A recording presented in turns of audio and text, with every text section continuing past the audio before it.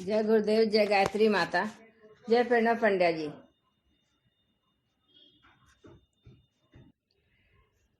आत्म साक्षात्कार का साधन जप।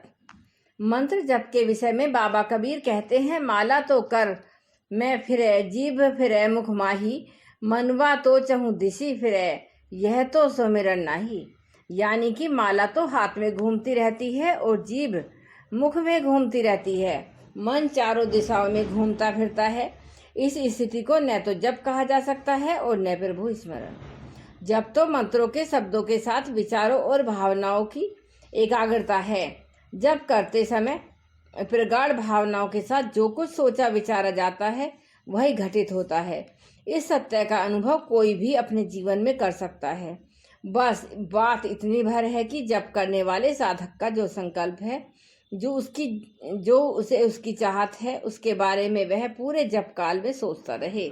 इसमें यह भी जरूरी है कि इस सब के साथ अपनी गहरी भावनाएं जुड़ी हों।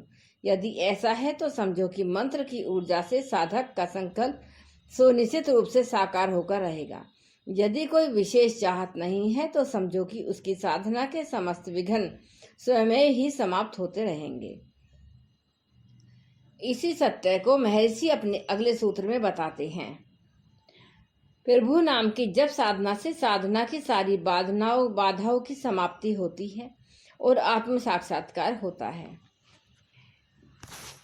जो जप साधना को सामान्य समझने की भूल करते हैं, उन्हें बार बार इस सूत्र पर चिंतन मनन करना चाहिए।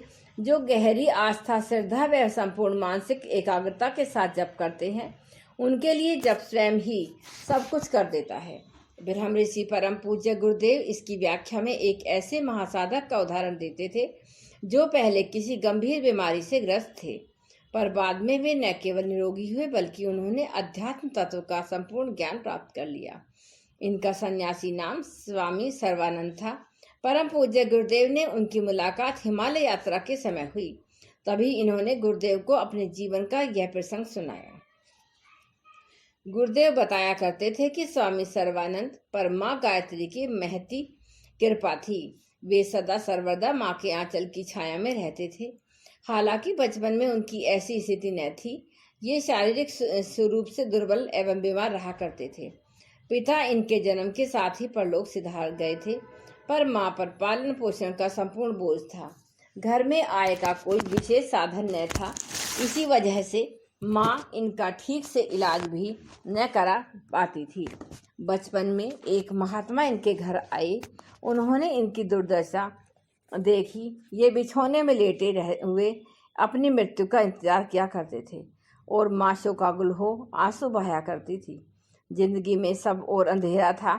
कहीं से कोई आशा की किरण नहीं दिखाई पड़ देती थी। ऐसे में किसी पूर्व कर्मों के संयोग से एक महात्मा इनके घर आए। उन्होंने घर की दुर्दशा देखी और कृपा पूर्वक इनकी माँ को गायत्री महामंत्र बताया। बालक सर्वानंद को भी उन्होंने गायत्री महामंत्र सिखाया और बोले, बेटा तुम इसे जपा करो। इस महामंत्र के स्वरों में तुम जगन माता भगवती आदि शक्ति गायत्री को पुकारो। पर महाराज, यह बालक तो स्नान आदि कुछ नहीं कर पाएगा। मानसे तो नियम नास्ति। मानसिक जप में कोई नियम नहीं है बेटी। महात्मा जी ने शास्त्र वचन समझाते हुए उनसे कहा, माँ को पुकारने के लिए कोई नियम नहीं है। तुम तो बस पूरी विकलता से पुकारो। जब माँ तुम्हें ठीक कर दे तो तुम विधि सहित नियम पूर्वक उनकी आराधना करना। क्या मेरा बच्चा ठीक हो जाएगा महाराज? माँ के इस सवाल पर वे महात्मा हंसे और बोले, जो हमने कहा है उसे करके देख लो, तुम्हें स्वयं पता लग जाएगा। महात्मा जी के उपदेश अनुसार इस 6 वर्षीय बालक ने गायत्री महामंत्र का मानसिक जप प्रारंभ किया। उसके दिन रात अन्य गायत्री की रटन में बीतने लगे। महामंत्र की दार्शनिक व्याख्या उसे भले ही मालूम न थी, पर उसका श्रद्धा में कोई कमी न थी। वह तो बस अपनी माँ को पुकार रहा था। पुकारते हुए उसे 6 वर्ष बीत गए। 4 वर्षों तक कुछ खास पता न चला, पर 6 साल बाद तो वह भला चंगा हो गया। 13 वर्ष की आयु में उसका यज्ञोपवीत संस्कार हुआ। फिर तो गायत्री की सविधि उपासना उसका जीवन बन गई। 24 वर्षों में उसने 24 पुरस्चरण कर डाले। इसी बीच उसकी माँ का देहावसान हो गया।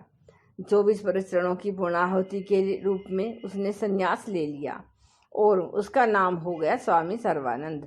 हिमालय यात्रा के समय जब गुरुदेव से इनकी मुलाकात हुई तो उन्होंने अपने जीवन का सच बताते हुए गुरुदेव से कहा, आचार्य जी, साधक को केवल भक्ति पूर्वक जप करना पड़ता है, बाकी उसके जीवन के सभी कार्य जप स्वयं कर देता है। इससे जीवन की आंतरिक एवं बाहरी विघ्न स्वयं ही समाप्त हो जाती है। जब से उसकी सभी इच्छाएं स्वयं ही पूरी हो जाती हैं। जय गुरुदेव, जय गायत्री माता। यह अंतर जगत की यात्रा का ज्ञान विज्ञान प्रणव पंडित जी द्वारा लिखा हुआ है। इसको मैं अपने शब्दों में आपको सुना रही हूँ।